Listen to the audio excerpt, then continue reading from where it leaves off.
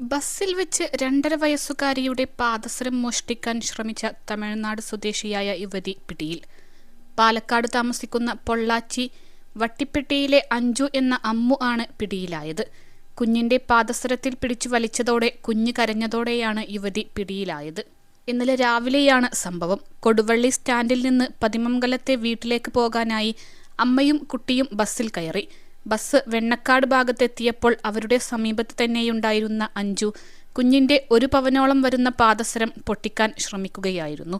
എന്നാൽ കുട്ടി കരഞ്ഞതോടെ മോഷണ ശ്രമം പാളി. ഇത് ശ്രദ്ധയിൽപ്പെട്ട കുഞ്ഞിന്റെ അമ്മ ബഹളം വെക്കുകയായിരുന്നു. തുടർന്ന് ബസ്സിലുണ്ടായിരുന്ന മറ്റ് യാത്രക്കാർ അഞ്ജുവിനെ തടഞ്ഞുവെച്ച് പോലീസിനെ വിവരം അറിയിക്കുകയായിരുന്നു. തുടർന്ന് കൊടുവള്ളി പോലീസ് സ്ഥലത്തെത്തി അഞ്ജുവിനെ കസ്റ്റഡിയിൽ എടുക്കുകയായിരുന്നു.